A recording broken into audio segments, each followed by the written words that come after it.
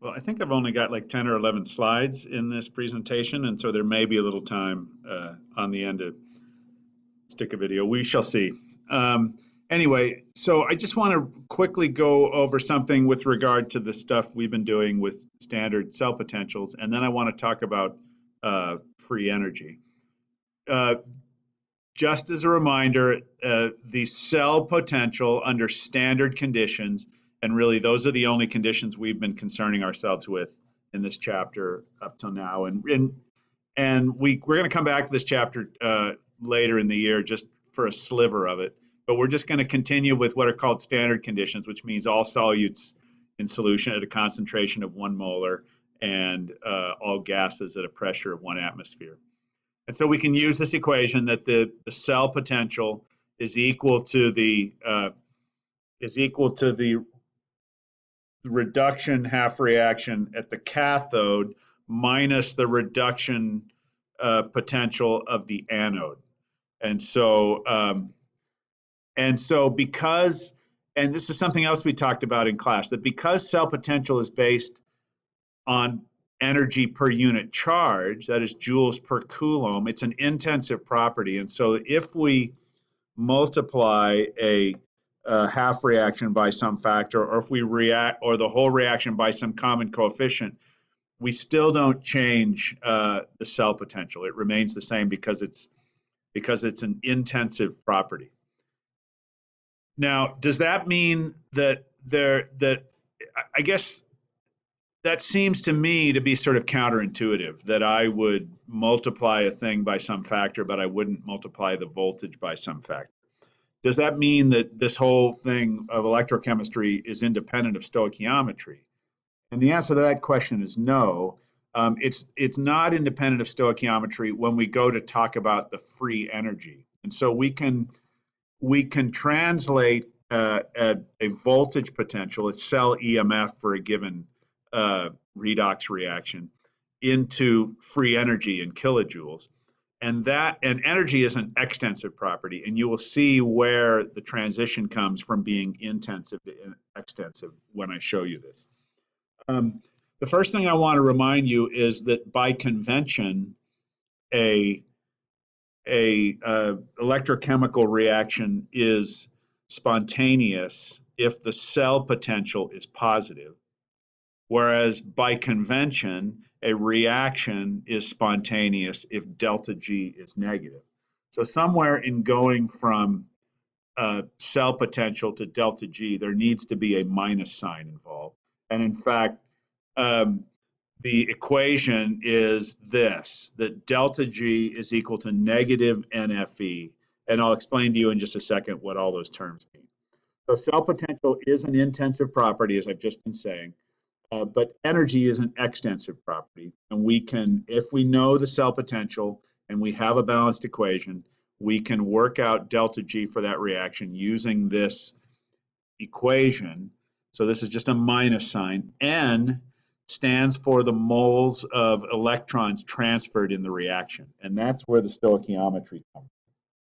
F is the Faraday constant, and E is the cell potential. And because we're always going to be talking again in this class right now about under standard conditions, then we can say that delta G naught is equal to negative NFE naught. Okay, so let's just look at some examples of what I'm talking about here. Suppose we go back to our old friend, the copper zinc reaction. And we have already calculated as a class that the cell potential under standard conditions for the copper zinc cell is 1.1 volt. Okay, so we want to calculate the free energy for that. Well, we again have this equation that delta G naught is equal to negative NFE naught. Now, so the only thing we really have to do here is calculate what the value of N is. That is, how many electrons, how many moles of electrons are being transferred in this reaction as written. Well, the copper that is being reduced from +2 to 0, so that's a 2 electron reduction. The zinc that's being oxidized is being oxidized from zinc 0 to zinc 2, so that is a 2 electron oxidation. Therefore, the value of N is equal to 2. And so delta G is equal to negative 2 moles of electrons times the Faraday constant, 96,485 coulombs per mole, times the standard cell potential for this reaction, which is 1.10 volts. So I've changed that from volts into joules per coulomb. Since a volt is 1 joule per coulomb. Moles of electrons are canceled out by moles of electrons.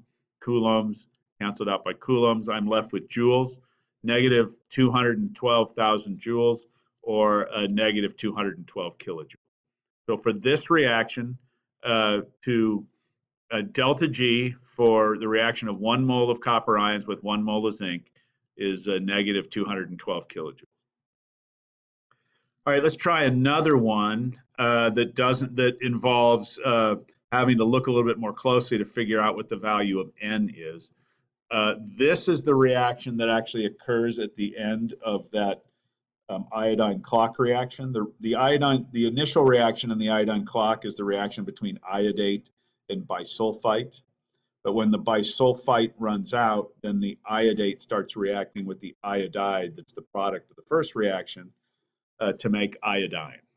And so here, this is a balanced electrochemical equation, and the cell potential for this reaction is 0.66 volts. And so the first thing, again, that I need to do is calculate the value of N. Well, the oxidation number of iodine here is +5. The oxidation number of iodine here is 0. So it's going from +5 to 0. That's a 5 electron reduction. The oxidation number of iodine here is -1, and over here it's 0. So it's going from -1 to 0. That's a 1 electron oxidation. And it's being multiplied by 5. So 1 5 electron reduction, 5 1 electron oxidations. Therefore, the value of N is equal to 5. In this reaction as written, 5 moles of electrons are being transferred. And so, once again, I have delta G equals negative NFE. N, in this case, is equal to 5, as we just figured out. 96,485 coulombs per mole, 0.659 joules per coulomb. I get negative 335 joules, or minus 335 kilojoules. So when we're thinking about stoichiometry and its effect on cell potential, which it has no effect on cell potential, but in its effect on energy calculations, you might note that for the other reaction, the zinc-copper reaction, the voltage was actually higher, but the delta G was lower. And that's because in that case, the value of N was only 2. Here, the value of N is 5. And so stoichiometry is coming into play. This has a lower voltage, but because I'm transferring a larger amount of electrons, therefore I get a higher energy. And so you can see that while this may just sort of give you the sense of the fact that while cell potential is an intensive property, energy is an extensive property, and the energy is not directly proportional to the cell potential because you have this other factor, which is the moles of electrons transferred, which changes with the reaction stoichiometry. Okay, let's switch from that now to a totally different thing, which is electrolysis. And so we've been talking up to now about voltaic cells, and a voltaic cell is a cell in which a spontaneous reaction is used to generate electrical energy.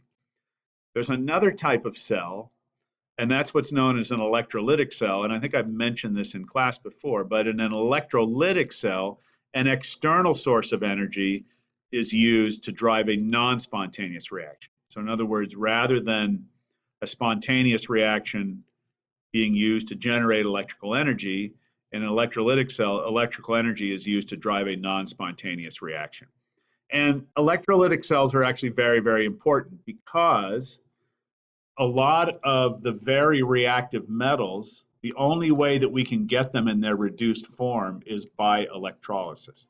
So for example, any solid sample of lithium metal or sodium metal or potassium metal, of the aluminum that's in your kitchen, of magnesium. These things do not exist in nature in their reduced form, and they cannot be obtained by reducing them with things like carbon or hydrogen, which you can use for some less reactive metals. For these very reactive metals, the only way you can get them in their reduced form is by electrolysis. So let's take a look at an example. So the simplest example that is often presented, this is presented in your book, I'm just going to follow right along with their example, is the electrolysis of sodium chloride. I take solid sodium chloride, I put it into an electrolytic cell, and I heat it up really hot until the sodium chloride actually melts and becomes an ionic liquid. Then I apply a voltage potential across it, and I get an electrolysis reaction. The sodium ions are reduced to sodium metal. The chloride ions are oxidized into chlorine gas. And so here's what that apparatus would look like. I have a tub down here that is being heated. It contains the molten sodium chloride. The chloride ions are migrating toward the anode. Anions migrate toward the anode, where they are oxidized into chlorine gas, which bubbles away. The sodium ions are migrating toward the cathode. Cations migrate toward the cathode. They are reduced into sodium metal, which then just kind of drops down to the bottom and sits on the bottom of the tub. And this is not spontaneous. The reverse reaction is spontaneous. It's very spontaneous. It's a very violent reaction. And so in order to get this reaction to occur, I have to apply a voltage potential. I have to use a battery in which the negative side comes over toward the cathode, drives electrons toward the cathode to do the reduction of the sodium, and the positive side is pulling electrons from the anode to do the oxidation of chlorine. Well, what sort of voltage do you need in a battery to make this work? Well, we can simply take a look at the potentials for the two half reactions. These are right out of Appendix E. The potential for the reduction of sodium is negative 2.71. Potential for the reduction of chlorine is positive 1.36. The sodium reduction is occur in our electrolytic cell. The sodium reduction is the cathode, and the oxidation of chloride is the anode. And so this is the reaction. So this is the cathode, this is the anode. Therefore, the E cell is negative 2.71 minus 1.36, which gives me a negative 4.07 volts. And so I need a battery that can deliver more than 4.07 volts in order to make this reaction occur. Otherwise, it simply won't occur. Now, you'll notice I mentioned that to get this to happen, I have to take sodium chloride and heat pure sodium chloride and heat it up until it melts. And the reason I have to do that is so that the ions can migrate through that liquid to get to the appropriate electrode. Why can't I just do this with a solution of sodium chloride in water? After all, there are electrolysis reactions that occur in water. Why can't I simply take sodium chloride, dissolve it in water, and apply a voltage potential across it and get the same reaction? And the reason is because there are actually competing reactions once I dissolve this in water.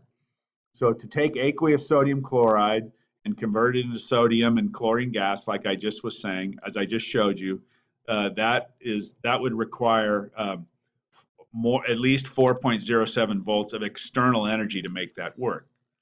The problem is because I have this in water, it actually turns out to be much easier to reduce water into hydrogen gas and hydroxide ions than it is to reduce sodium. And so what reaction actually happens is the oxidation of chlorine still happens. The chloride into chlorine still happens. But instead of the reduction of sodium ions to give sodium metal, what I wind up doing is reducing water to give hydrogen gas plus hydroxide ions. And that E cell is negative 2.19. So you can see it requires a lot less. The reaction that's going to occur spontaneously when I apply the reaction that's going to occur preferentially when I apply a external voltage to this is the one that has the lower voltage, that requires the lower voltage in order to occur. And so this is an image of the type of cell that you would do this reaction in. This is what's known as the chlor-alkali process. It is the way that chlorine gas and sodium hydroxide are prepared industrially, and hydrogen gas is also produced as a result. It's not the only difference between this and the previous cell I showed you, that is, instead of being molten sodium chloride, this is aqueous sodium chloride. At the anode, the same thing happens. Chlorine gas is produced. But at the cathode, instead of sodium metal being produced, hydrogen gas is produced. Sodium remains as sodium ions, and the other product here is hydroxide, and so I get sodium hydroxide, which is a very valuable source of lots of important industrial chemicals. But you cannot reduce sodium in an aqueous environment. Well, let's go on and talk about one more thing, and then I'll show a couple of sample problems. This is electroplating, and this is actually something that one could do fairly easily in one's own kitchen, just using a battery that you might use for anything else. What I have here is I actually have the anode and the cathode in the same solution. Here is say a steel spoon that I want to plate with silver, and then here is a piece of silver. I connect them both up to the battery. I turn the battery so that the negative side is of the battery. The negative terminal of the battery is facing the spoon. So I'm forcing the spoon to be the cathode. I'm forcing the piece of silver to be the anode. And so silver gets oxidized. Therefore, silver ions go into solution. They simply migrate right over to where the spoon is, and they get reduced into silver metal that plates out on the silver of the spoon, on the surface of the spoon. And so you can take a steel or pewter or whatever ugly looking spoon and hook it up to a apparatus like this, as long as you got a nice spiffy piece of silver, and you can actually silver plate that spoon. Now, here's the thing. You don't need much of a battery to do this, because if you think about the half reaction that's occurring at the anode and the half reaction that's occurring at the cathode, they're the same thing. And so the energy, the potential required to get this to occur is actually 0 volts. And so you just need some nominal voltage potential here. You could do this with a home battery to make this occur. Well, the last thing has to do with stoichiometry. So in electrolysis, we can actually use what we've learned about stoichiometry and some of the things we've learned in this chapter to figure out how much of a particular metal is produced by a particular process, or to figure out how much metal gets plated onto something by some particular process. Because all we need to know is the current. Remember, current is joules per second, times the time, is coulombs per second, times the time in seconds. If I multiply those two together, I get charge in coulombs, which I can then convert into moles using the Faraday constant, which I can then convert moles of electron into moles of metal using the balanced half reaction. And then using the molar mass, I can turn that into a mass of the substance. So let's take a look at an example. The electrolysis of molten aluminum chloride for 3.21 hours with an electrical current of 15 amperes produces how much aluminum metal? So I'm just simply going to follow this. I'm going to convert current using current and time, convert to charge, convert to moles of electrons, convert to moles of aluminum, convert to grams of aluminum. Okay, I'm starting with 3.25 hours. That's my time. I do have to convert that into seconds, 3,600 seconds per hour. Now it's 15 amps, and so it's 15 coulombs per second. I now have charge in coulombs. I divide that by coulombs per mole. That gives me the number of moles of electron. To reduce aluminum requires 3 electrons. It's Al3 plus 3 electrons gives me Al. So it's 1 mole of aluminum metal for every 3 moles of electrons. And aluminum metal has a molar mass of 27 grams per mole. Therefore, when I calculate that all the way out, I get 16.4 grams of aluminum. And so D is my correct answer. Here is a more complex problem. and probably not something you would see from me, but I just decided to throw it on here just for fun. And it's simply saying it's another aluminum hydrolysis. I'm sorry, I just picked two things that all had to do with aluminum. But this asked me about something else, the number of kilowatt hours of electricity required to produce 4 kilograms of aluminum if the applied electromotive force is 5 volts. And so let's talk about actually how that would work. It turns out that a kilowatt hour is a unit of energy, and it's simply a quantity of joules that I'll show you in just a moment. And so how would I do this reaction? My starting point is 4 kilograms of aluminum, which is what I want. So that's 4,000 grams. I can convert grams of aluminum into moles of aluminum by dividing by molar mass. I can convert moles of aluminum into moles of electrons by multiplying by the number of electrons it takes to reduce 1 mole of aluminum, which is 3.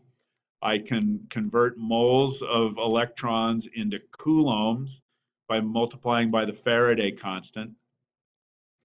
I can convert coulombs into joules. So this is something that's different from what we did in the last problem. I can convert coulombs into joules using the 5 volts, because remember, a volt is 1 joule per coulomb. Okay, and then as it turns out, a kilowatt hour is equal to 3.6 million joules. And where does that come from? Well, 1 kilowatt hour would be equal to 1,000 watt hours, which would be equal to 3.6 million watt seconds. Well, a watt second is equal to a joule, because a watt is 1 joule per second.